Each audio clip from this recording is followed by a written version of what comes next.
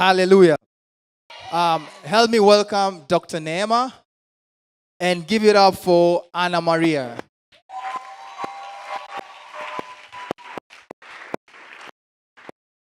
Hallelujah.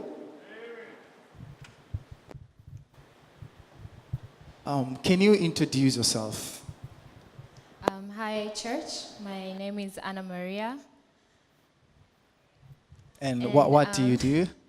And I currently work for an investment fund. So I help early stage businesses to analyze them and see if their business are fit for investment and help with the deal structuring and helping them grow.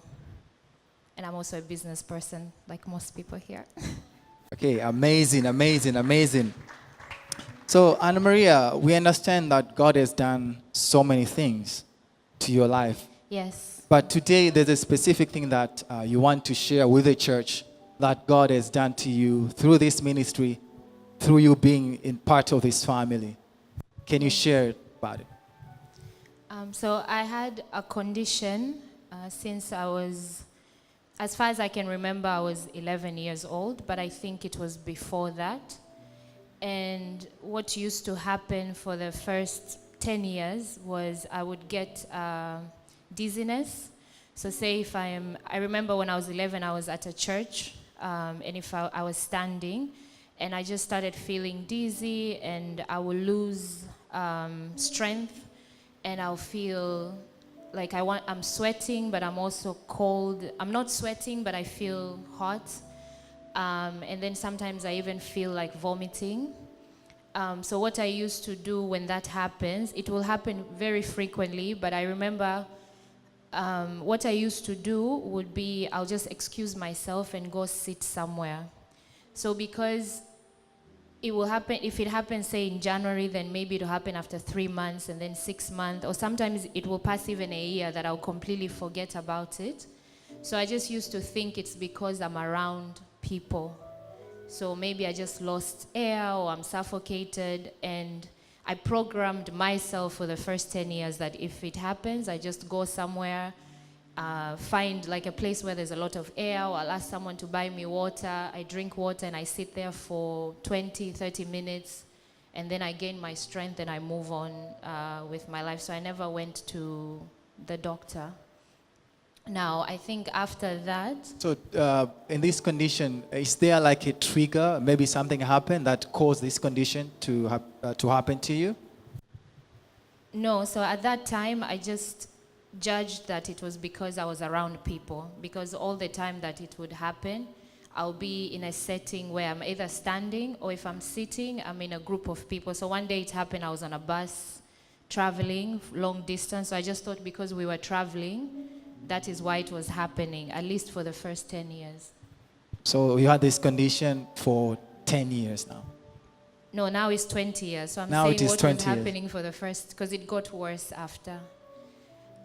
So after, I think now when I went to university, something else started happening, and it got worse when I started working. So, and I never, up until this year, I never knew that those two were the same. So this now, what used to happen, the dizziness will still come maybe after 1 year, after 6 months, but then my head started being very heavy. So when I'm working, for example, I even called myself a morning person because of that condition. So if I go to work and I work until 12, my head starts being heavy, and I feel like my head is moving. And there's just a certain like tiredness and fatigue that I cannot understand. And then it went on to when I sleep, say if I lie on bed, I feel like my head is shifting. It will shift for like maybe 10 seconds and then stop. So it used to take me a long time to sleep because it's like I'm pushing my brain to sleep. Or when I wake up at night, I lose imbalance. I become imbalanced. So if I wake up at night, I have to hold like my bed pole for a minute before I can, maybe if I'm excusing myself to go to the bathroom, I have to do that first to gain my balance. So then I didn't know these two were related. So for this one, I just ruled because it was work. So I said, because my work was very demanding. So I said, well, because my work is very demanding, so, and it will get worse when I'm very anxious or when I'm very stressed. If I have like a big project, it will get even worse. So I just used to say it is like that. And so I created my own, I still didn't go to the hospital. I created my own ways of dealing with it. So I said, maybe I should drink a lot of water. I should exercise. So there was a time I was exercising a lot, and it was because to remove that. Or I will set up time. If I have time, like sleep for 9 hours. I'm like, if I sleep for 9 hours, I will wake up tomorrow and I'll be fine. And I'll be fine for like an hour, 2 hours. After that, that heaviness comes again. Or sometimes when I stand, I feel like either the world, the things are spinning on it's almost like my brain is moving with me. So if I turn, it's like going this way.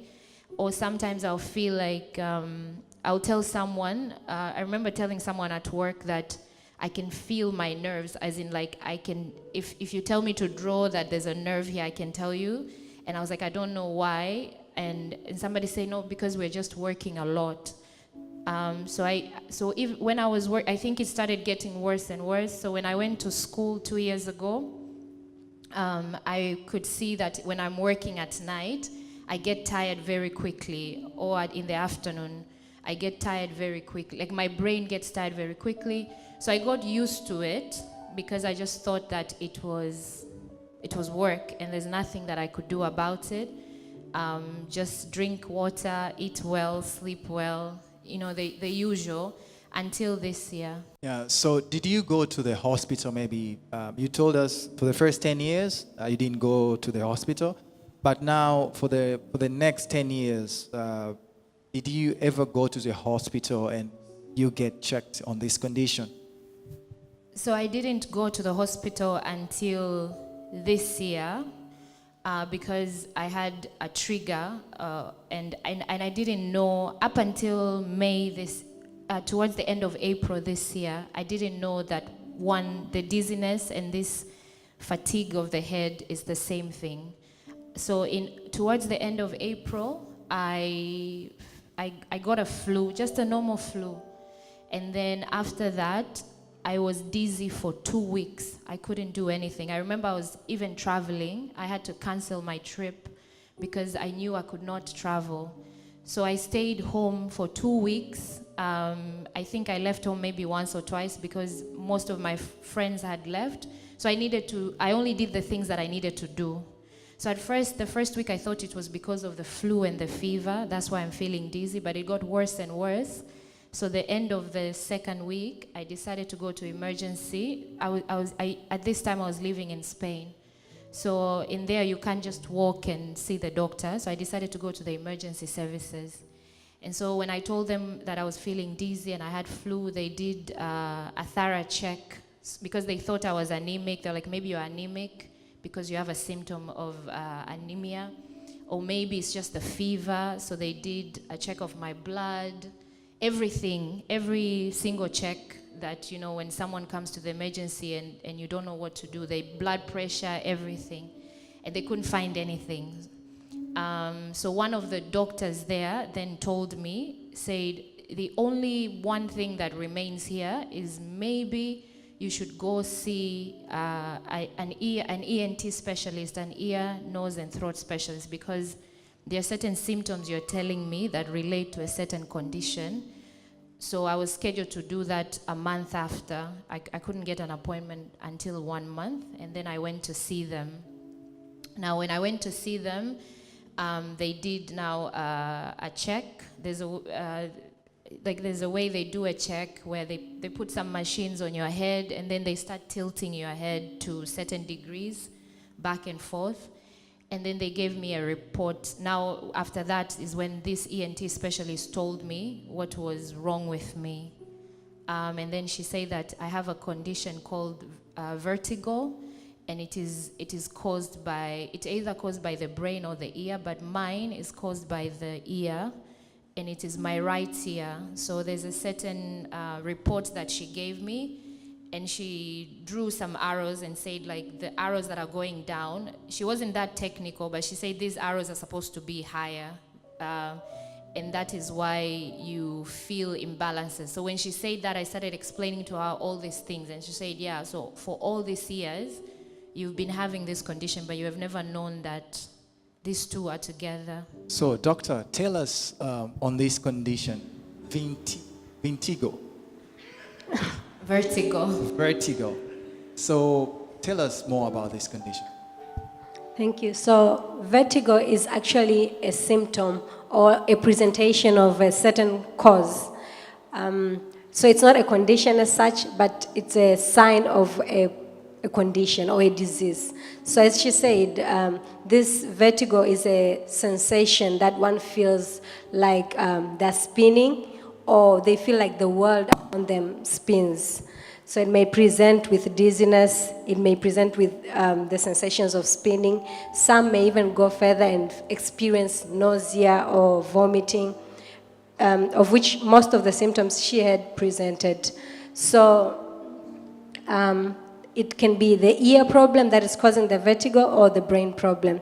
And with her case, it seems it was the right ear problem. And mainly it can be due to infection sometimes, or it can be the nerve that is from the ear that conducts to the brain is also affected. So all of this just combines and brings this presentation of vertigo. These episodes of vertigo are unpredictable. So as she says, it can happen like maybe after a month, or it can happen frequently. But it seems with her case, in the first 10 years, it seems she had mild symptoms, and that's why she was able to cope with it. But as time went on, it seems the condition worsened, so there was progress of the disease, and that's why she started experiencing lifestyle limitations. Because now if something is unpredictable, and if something causes you such fatigue and affects your daily activities, then this becomes a drive for you to even seek medical attention. So, Anna Maria, what limitations did this condition cause to your life? Yeah, so just to add to that, I think what I was told was the nervous, like the ear, it was something about my nerves that caused it. But yeah, so the limitations were, so for example, I can't, if it starts, I remember it happened, for example, at the word conference, so I can't do anything. I have to sit down, and if I stand, I have to hold something. So it limits my movement first. And then the second thing, like that, I had to change my lifestyle without knowing, because now I had to, I mean, drinking lots of water is good, but it's like consciously drinking lots of water to make sure that it's almost like I'm forcing my brain to be fresh. And then when I think, the biggest thing that I noticed, before and after, is that when I used to think, it's like I'm pushing my brain to think. I don't know if it's like I'm fighting for my brain to think with me, because there's a huge heaviness. And then when I sleep, I can't just go to sleep like that, because I will wake up and I'll feel like my brain, my head is spinning. So then that cuts off my sleep, or it makes me not sleep. And sometimes it can happen for like 2 minutes. Like my head is just moving, like I can feel my head is not moving, but I feel that my head is moving. And just to add other things, so like exercising, or sometimes I have to break my activities because I feel like I need to rest more instead of being productive in other things, etc. So, doctor, is there a cure for such condition? Well, as I said, now vertigo is a sign of an underlying condition. So in her case, the doctor had to go further and see what is the cause of the vertigo, of which she says probably it was the nerve problem.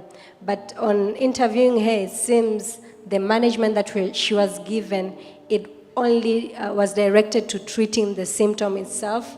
So maybe the problem that they had seen with the ear or the nerve, if that was the case, probably did not have a cure.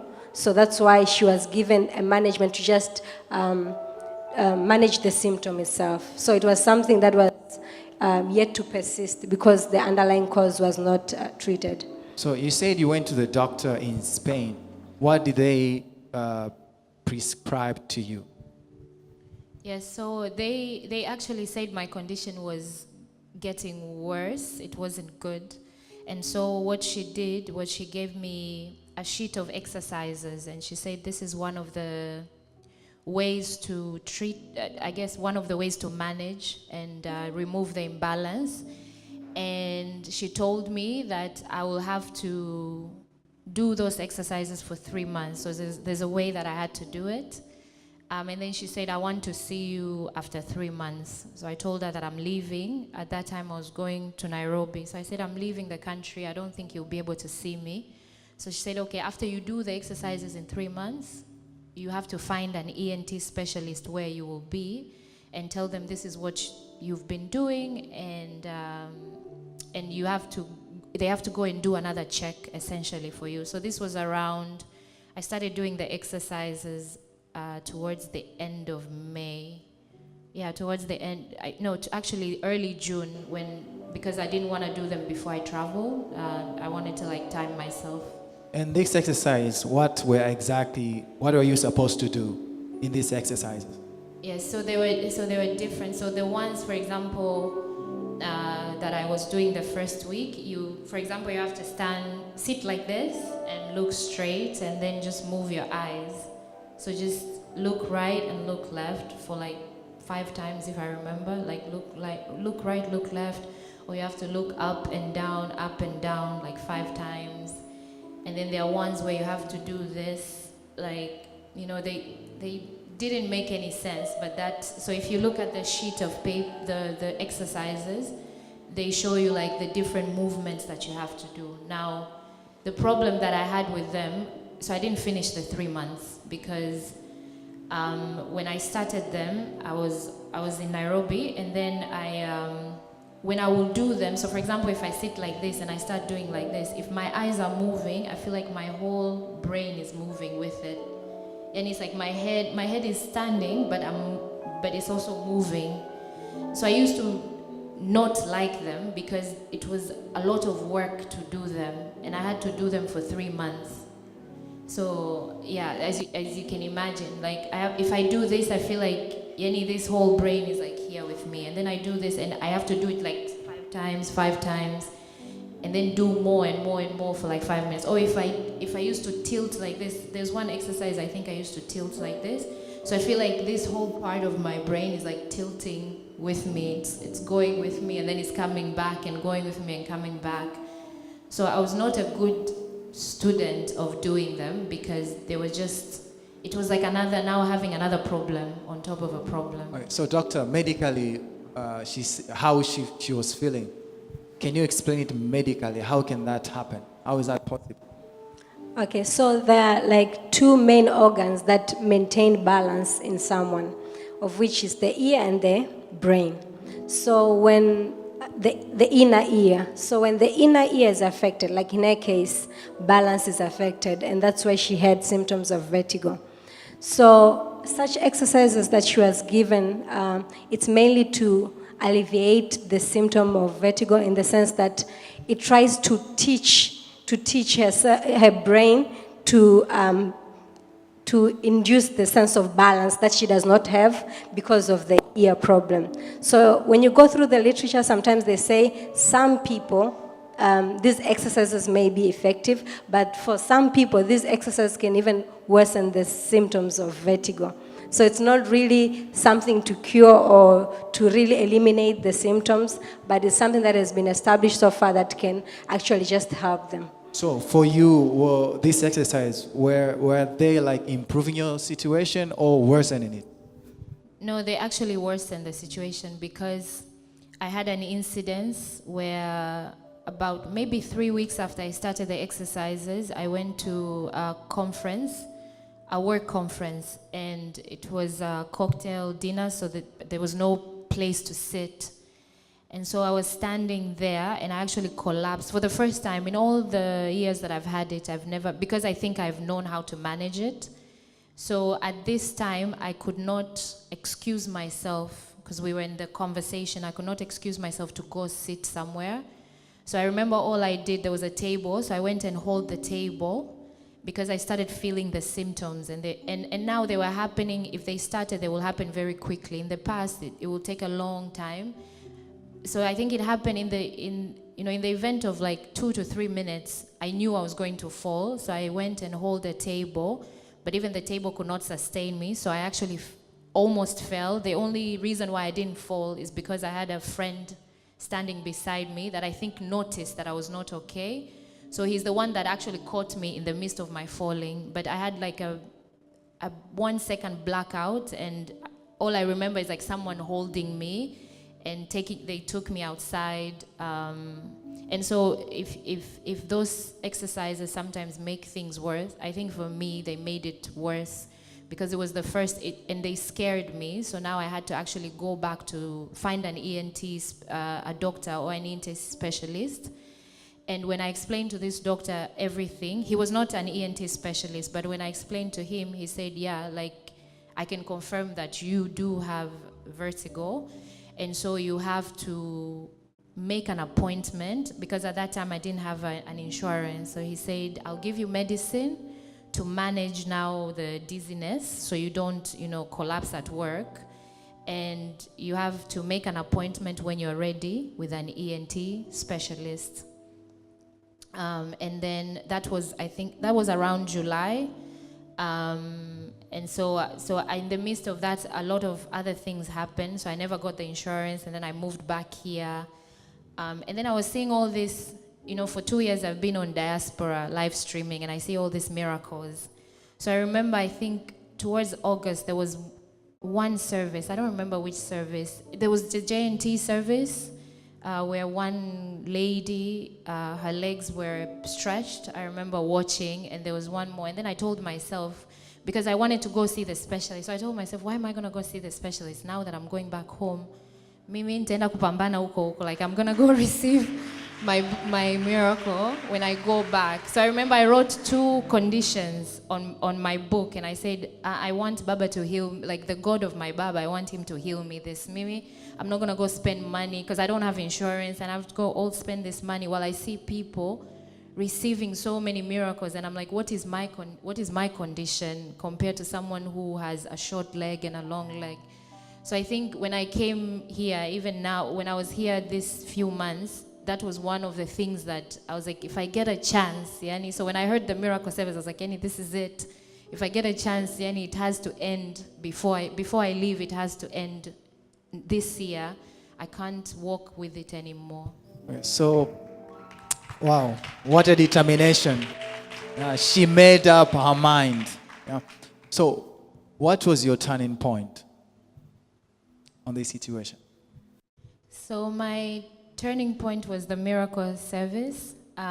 So when it got announced a week before, I even put like a reminder on my phone to carry my medical reports, because I was like, Yani, this is the chance now that I have to end this.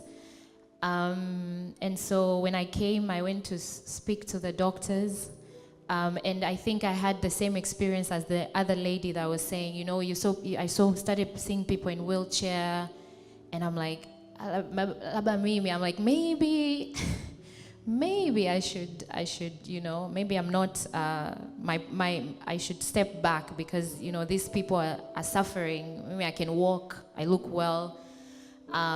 So I remember I was sitting there, even Dr. Nema said, you should receive it in faith. I was like, Dr. Nema, I've had this for 20 years. I have to go there. I will wait. I'm willing to wait, but I have to go there. So as I remember, I was also one of the last people. I think we were here standing in line. And what happened is there was a lady standing beside me that Baba was ministering to. And as he was ministering to her, he started, so I was standing facing this way, so he started breathing on my ear. So he breathed once, and I just lost my balance. So first of all, just to put things in context, when I was going to the doctor, the condition started. So if I would have just decided to sit down and say, okay, now I can't walk. So even when I was sitting there waiting, I was feeling dizzy. And when I was standing here, when Baba asked me, so you can't run, I was like, I think I said no, because if he would have told me to run at that moment, I would have fell. So when I was standing here, he started, I remember the first thing he did, he just breathed on my ear. So what were you feeling when Baba was ministering to you at that moment? Yeah, so I remember I was feeling, I don't know, like I was overcome by a certain power that I could not understand. And then I started losing my breath, like a shortness of my breath. As you see, when I'm putting my hand like this, it's like I was trying to control myself because I couldn't breathe. I think when he breathed for me the second time, I see my chest is going up and down because I was losing, like I felt like my chest is coming out and down, and I was losing my breath, and then I was just overcome by this power. So I started falling back, because I remember the first time I went back and he called me back, and then he breathed the second time and the third time, and then I was just overtaken, but I just couldn't breathe. And then when I was standing there, I was still like, I couldn't breathe, and there was a lot of, like I could feel like, I don't know, like almost electricity moving in my body, like there were things happening, and I just couldn't control my breath, and I couldn't control my balance as well, until he came and held my hand. Is when it's amazing, because when he came and held my hand, it's like everything stood still now, and I can't I can't explain. It's like, you know, when you switch on the light and you switch off the light, so that's how it felt. Yani, the minute he just held my hand and he started walking with me, I had strength again. Okay. Yeah. Celebrate Jesus. Yes. It's amazing. A matter of few minutes, and the story of our life changed completely. So after that day, what are you feeling? What changes are you experiencing in your day-to-day life? Man, it's so cool. It's so amazing.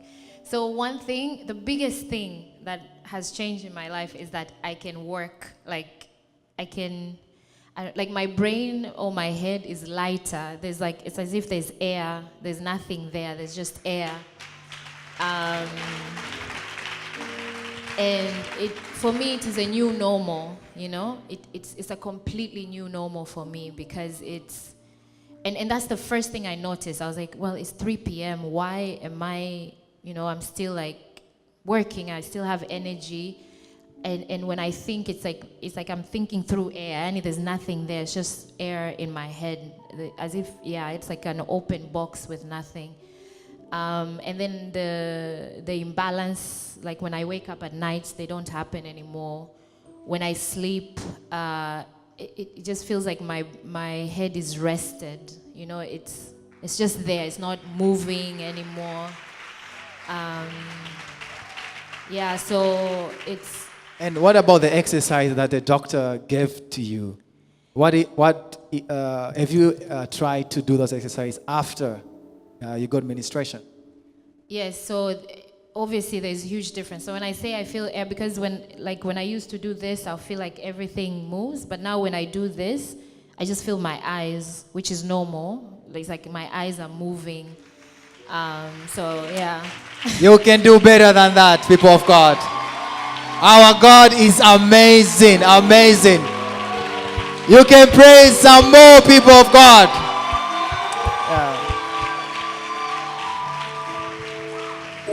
So now, do you feel stressed when you walk for more hours? My work is very stressful. I mean, my work is still very stressful, but I just don't feel the heaviness anymore. So I have no more stress that everybody feels, that, no more work. So I feel like a normal person. I think that's the first thing that I knew. I walked out of here knowing I've received my miracle, but the manifestation that I've received my miracle was just the way it's just air in here. I don't even feel like I have a brain or an organ like inside my head.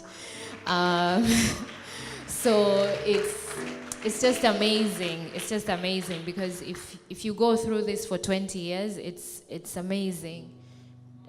So I even have to tune myself that, this is how it's supposed to be. Like, don't worry. I know it's 5 p.m. and you're not tired, but this is how it's supposed to be. Like, keep on working, you know? This is your new normal. Thank you very much. Thank you for your time. People of God, you can celebrate some more. Give praise to God.